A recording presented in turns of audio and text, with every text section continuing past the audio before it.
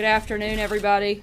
As most of you, I think, know, Sean is on reserve duty for the rest of this week, so I will be briefing you today and in the following days. I've got a few announcements here at the top before I take your questions. I have an update on the tunnel collapse at the Hanford Nuclear Waste Site in Washington State. The incident is moving from the emergency phase toward the recovery phase. After extensive testing, we remain confident at this point that there has been no indication of worker exposure or an airborne radiological release. Personnel began taking steps to stabilize and fill the hole over the partially collapsed tunnel last night, and we expect those efforts to be completed today. The site remains closed to non-essential personnel. Dedicated experts on the ground are looking closely at what next steps should be taken with respect to mitigating future tunnel breaches. In Washington, D.C. today, as Sean mentioned yesterday, the President is focused on preparations for his upcoming foreign trip. He met this morning with the Russian Foreign Minister following on the visit of Secretary of State Tillerson to Moscow last month. A readout of that meeting went out about an hour ago, and I'd refer you to that for further questions on the meeting. Outside of D.C., as part of the administration's ongoing effort to address the opioid crisis in America, Secretary Price continues his listening tour, learning from those on the front lines battling the epidemic. Today, he will meet with officials in Maine and New Hampshire to discuss how the administration can best support the local initiatives to combat this tragedy. Secretary Zinke is in Utah today, visiting national monument sites and meeting with local officials to comply with the President's executive order that ordered a review of national monument designations. The Secretary also took another step to advance the President's America First offshore energy strategy by reversing an Obama administration action to halt scientific research in the outer continental shelf. And Secretary DeVos is in Daytona Beach, Florida, to deliver the commencement address at Bethune-Cookman University. The university is a great example of the top-notch education HBCUs have historically provided and continue to provide to their students, and I know the Secretary is honored to be there today. There's also another nugget of big news, as you guys may have been paying attention, in regard to the termination of the former FBI Director Comey. The President, over the last several months, lost confidence in Director Comey. The DOJ lost confidence in Director Comey. Bipartisan members of Congress made it clear that they had lost confidence in Director Comey. And most importantly, the rank and file of the FBI had lost confidence in their director. Accordingly, the President accepted the recommendation of his Deputy Attorney General to remove James Comey from his position. Before the news broke, the President spoke to several members of Congress to inform them of his decision. Those members are Senate Majority Leader Mitch McConnell, Speaker of the House Paul Ryan, Senator Chuck Grassley, Senate Minority Leader Chuck Schumer, Senator Feinstein, Senator Lindsey Graham, House Majority Leader Kevin McCarthy, House Minority Leader Nancy Pelosi, and Congressman Bob Goodlatte. Later in the evening, he also spoke to Senator Bob Corker, Chairman of the Senate Committee on Foreign Relations. In addition to all of the big news happening at the White House today, it is also my daughter Scarlett's 5th birthday. And since I'm here and you guys aren't, I get to wish Scarlett a happy birthday. And with that, I think her first birthday wish would probably be that you guys are incredibly nice. And now I will take your questions. Allie. Sarah, I think it would be helpful to establish some of the facts, and I have a couple broader questions for you. So number one, yes or no, did the President direct Rod Rosenstein to write this memo on James Comey? No, the President had lost, again, like I said, he'd lost confidence in Director Comey, and frankly, he'd been considering letting Director Comey go since the day he was elected. But he did have a conversation with the Deputy Attorney General on Monday where they had come to him to express their concerns. The President asked that they put those concerns and their recommendation in writing, which is the letter that you guys have received. So it is the White House's assertion that Rod Rosenstein decided on his own, after being confirmed, to review Comey's performance? Absolutely, and I think most of America had decided on their own that Director Comey was not the person that should be leading the FBI, as evidenced by the numerous comments that we've seen from Democrat members in the House and Senate, Republican members, members of the FBI, and people across the board. A couple more establishments of the facts. I think question is Senator Dan Feinstein says she was told something different directly from the President. The President said he asked Rosenstein and Sessions to review this. Is she lying? He asked them for their recommendation based on the conversation that they had on Monday. He asked them to put that recommendation in writing, but they came to him on his own. And again, the president had lost confidence in Comey from the day he was elected. He wasn't sure that he shouldn't fire him. On May 3rd, Sean came out and said the president has full confidence in his FBI director. Why did he say that? Look, I think, again, he's questioned Director Comey's reason for needing to stay at the FBI. He had countless conversations with members from within the FBI. I think one of the big catalysts that we saw was last week on Wednesday. Director Comey made a pretty startling revelation that he had essentially taken a stick of dynamite and thrown it into the Department of Justice by going around the chain of command when he decided to take steps without talking to the Attorney General or the Deputy Attorney General when holding a press conference and telling them that he would not let them know what he was going to say. And that is simply not allowed. And somebody like the Deputy Attorney General, Rod Rosenstein, who everybody across the board has unequivocally said this guy is a man of upstanding character and essentially the gold standard at the Department of Justice. When you take an action like that, when you go around the chain of command in the Department of Justice, then you have to make steps and take action to make a recommendation to the president, and that's what he did. You say that this has to do with the Russia investigation, Sarah. Does it have to do with the investigation into Russia? How do you respond to those criticisms? We'll come back to that, I'm sure. There you go. Until you said from the podium just now that the president lost confidence in him over the last weeks and months, we had thought that this was all Rosenstein's doing. When was it that, and I have a follow-up, when was it that the president lost confidence in James Comey? What was the tipping point? I think it's been an erosion of confidence. I think that Director Comey has shown over the last several months and frankly the last year a lot of missteps and mistakes. And certainly I think that, as you've seen from many of the comments from Democrat members, including Senator Schumer, they didn't think he should be there. They thought he should be gone. Frankly, I think it's startling that Democrats aren't celebrating this since they've been calling for it for so long. Well, hang on. I'll follow up. Yeah, don't forget. And I have another one I need to ask you too. But just I think this two-question limit around here. Follow on that. You said that he made a lot of missteps and mistakes. Back at the end of October, this president was applauding the FBI director when he reopened the investigation into Hillary Clinton's email. So he seemed quite happy with him at that point. What changed? Well, I think the president's position. One, he was a candidate for president, not the president. Those are two very different things. Once you take over leading the Department of Justice, that's very different than being a candidate in a campaign.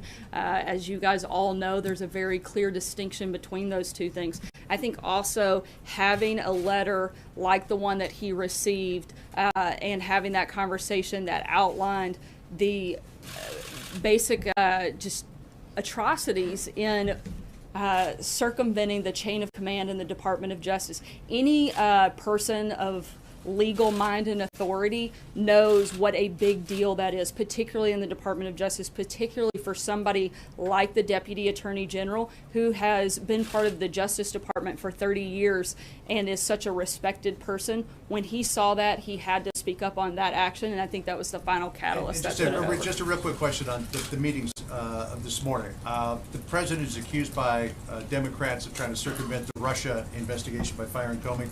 He meets with the Russian foreign minister and the Russian ambassador to the United States. He's accused of being Nixonian. He meets with Richard Nixon's Secretary of State. The timing of all of this, is it just ironic, or is this the president poking a finger in his critic's eye? Look, these were meetings that have been on the books for a while. They didn't just happen this morning. There's not a strategy to go after the Democrats on this. I think, frankly, the saddest thing is that the Democrats are trying to politicize and take away from something that the president should be doing. He should be meeting with the foreign minister. He should be meeting with people like Kissinger. And for them to try to attack him for doing his job, maybe they should spend a little more time doing their jobs and we wouldn't have all the problems that we do. Jonathan. Sir, isn't it true that the president had already decided to fire James Comey, and he asked the Justice Department to put together the rationale for that firing? No. When did he make the decision? He made the decision for the final decision to move forward with it was yesterday, but I know that he's been contemplating it for a while. But how do you explain what Dianne Feinstein says, that the president told her that he was concerned with the mess at the FBI and asked the Justice Department to look into it? I can't speak for Senator Feinstein, but I did speak directly to the president and heard directly from him that he, again, had been considering letting Director Comey go pretty much since the day he took office, but that there was no request by him to have a review at the Department of Justice. What was the reason for the firing?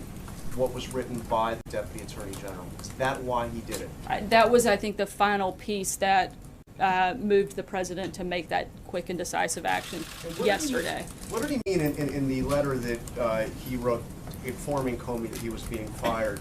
He said on 3 separate occasions, Comey had told him that I am not under investigation. What were those 3 occasions that the FBI director told the president that he wasn't under investigation? I'm not going to get into the specifics of their conversations, but I can tell you that Director Comey relayed that information to the president. Jeff? Following up on that, Sarah, did the president ask Director Comey whether he was under investigation when they had these meetings? Again, I'm not going to go into the specifics of their Is conversations. the White House concerned that, I mean, he obviously made a decision to stick that in the letter and to make that public. Are there any concerns that it was inappropriate that they had that type of a conversation? No. Charlie? How important was the FBI director's failure to stop the leaks coming out of the FBI to the president? How important was that? I think that's probably one of the many factors. I mean, you can't deny somebody that wasn't a problem.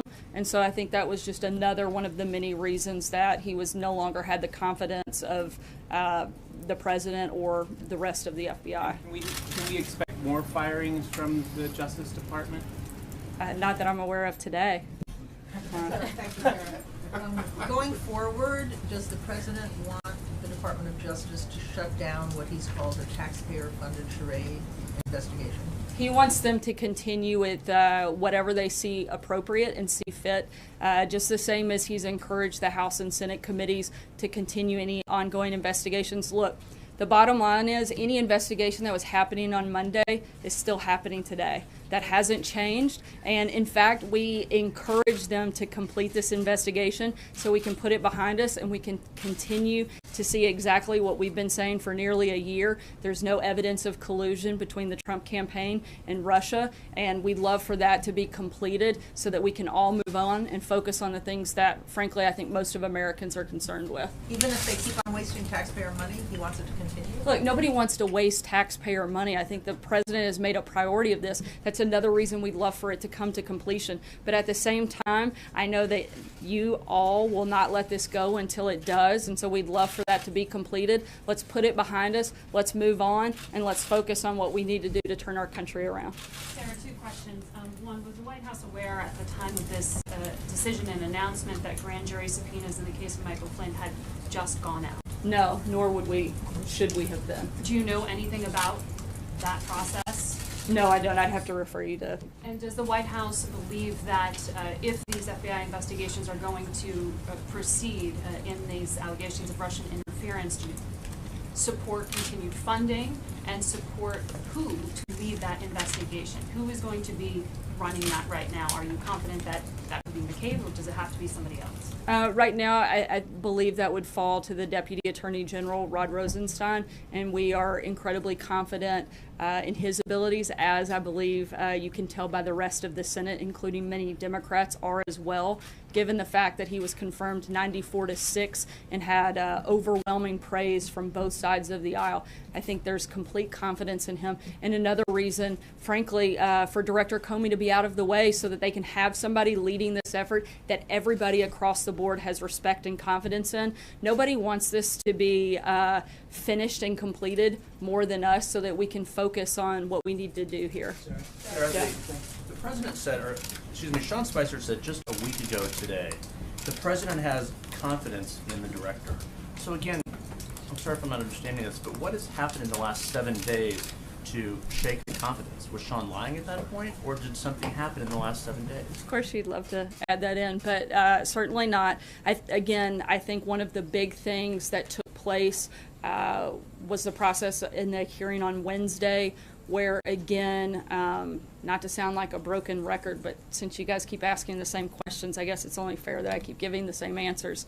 But you have somebody, the director of the FBI, who reports to the Deputy Attorney General, going around the chain of command. That's simply not okay. That's not something that is allowed in the justice system, nor should it be. That's a huge problem. That, along with the corrections that had to take place over the last, I believe, 48 hours, those are all big problems. And another, I think, kind of final piece that pushed the president to make the decision that he So did. does he regret not doing it earlier, like on January 20th or January 21st? No, I believe the president wanted to give Director Comey a chance, but he feels that he made the right decision, certainly. Why did he do it as he did, if I could ask? Why did he have one of his longtime security advisors hand deliver a letter to the FBI when the FBI director was in fact in Los Angeles? Didn't he deserve a phone call or a face-to-face conversation? Why did he decide to do it like He that? followed the proper protocol in that process, which is a handwritten notification. And at the same time, no matter how you fire someone, it's never an easy process. And he felt like following protocol was the best thing to do. Does he plan to speak to him? I'm not aware of that conversation. Was the president aware that James Comey asked for more resources in the Russia investigation, and did that factor into his decision to get rid of Mr. Comey as director? Not that I'm aware of, and I think that would be a better question for the Department of Justice. Can I ask a follow-up? On the campaign trail, President Trump frequently said, lock her up, and he criticized the Department of Justice for not being harsh enough on Hillary Clinton. He actually praised Director Comey in October for having the guts to reopen the investigation. Why was he moved by a letter that said that Director Comey was, if anything, too harsh on Hillary Clinton? Why did that move the president to fire him? Again, I think you're looking at two very different positions. The president was wearing a different hat at that time. He was a candidate, not the president. Those circumstances certainly change when you become the president. And again, when you go around the chain of command in the Department of Justice, when you, like I said before, throw a stick of dynamite into the Department of Justice, that's a big problem and one that cannot be ignored. We already knew that, didn't we, Sarah? I mean, we already knew what Mr. Comey had done. I think that this was, my understanding is Wednesday was the first time the director had openly and publicly made that statement and made that clear. Sarah, the statements today on the President's meeting with Prime Minister Lavrov did not include anything on the reported incidents of violence in Chechnya against people in the LGBT community. Is the reason why that was included in the readout because the President is not informed on the issue? I'm sorry, could you speak up a little bit? Sure. Is the reason why that wasn't included in the readout is because the President is informed about the reports of anti-gay violence in Chechnya? Look, I mean, a lot of times there are parts of the conversation that aren't specifically included in a readout, but I'm not aware. I haven't had that conversation, so I don't know. I wasn't part of that meeting, so I can't speak to every detail, and I'd have to refer you to the readout on the specifics of what I know was discussed. Has the President briefed on this issue generally? Has the President been briefed on this issue generally? That's something I'll have to get back to you on. I'm not 100% sure.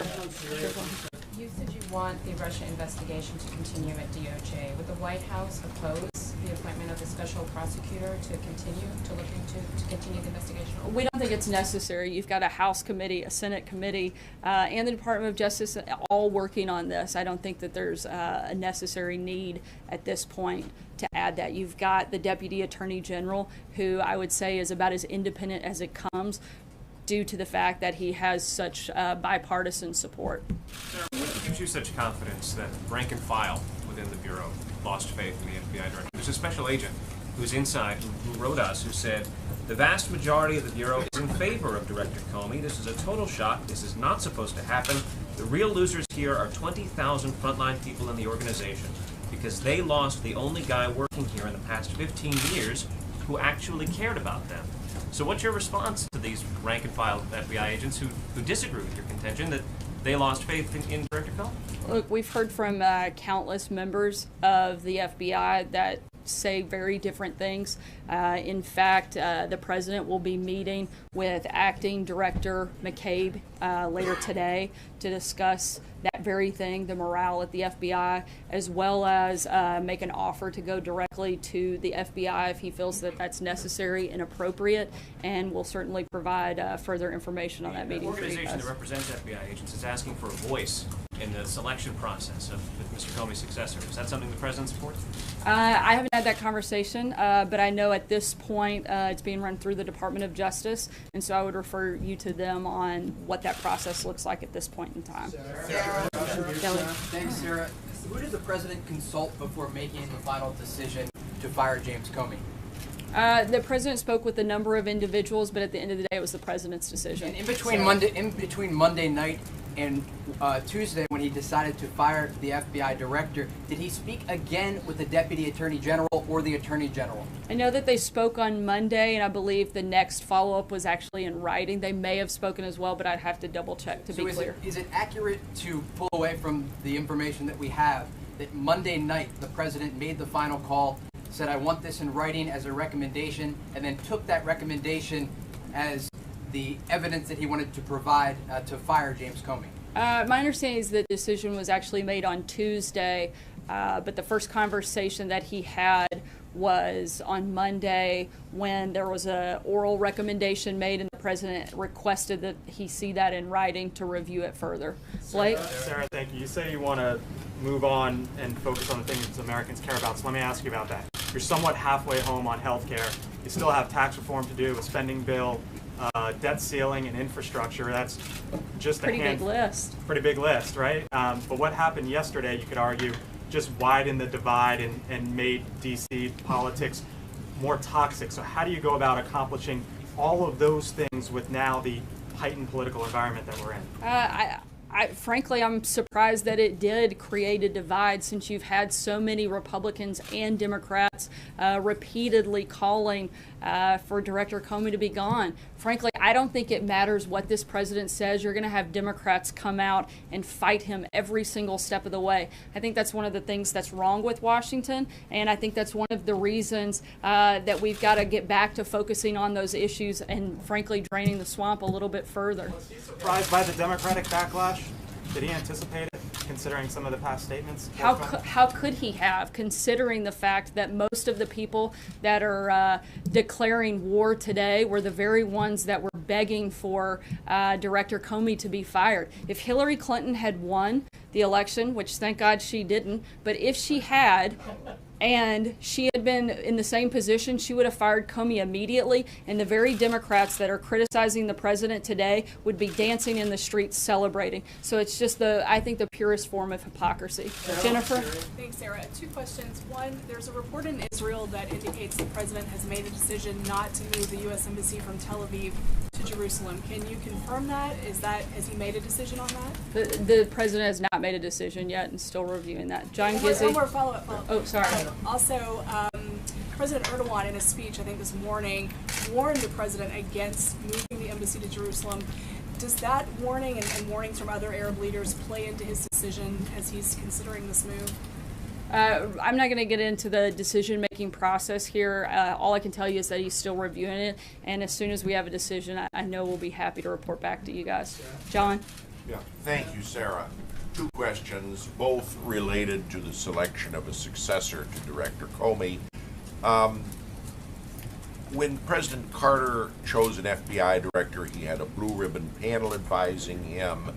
Presidents Clinton, Obama interviewed several candidates. Is the president going to follow this pattern, or does he have some individual in mind at this point? Right now, I know that there are several individuals being considered, and the first step will be determining the interim director, and that is being handled through the Department of Justice, and so I would refer you to them for right now. And the other question I was going to ask was... yeah, I forgot. You've got two. I've got two, and I'm pretty nice, Charlotte, aren't I?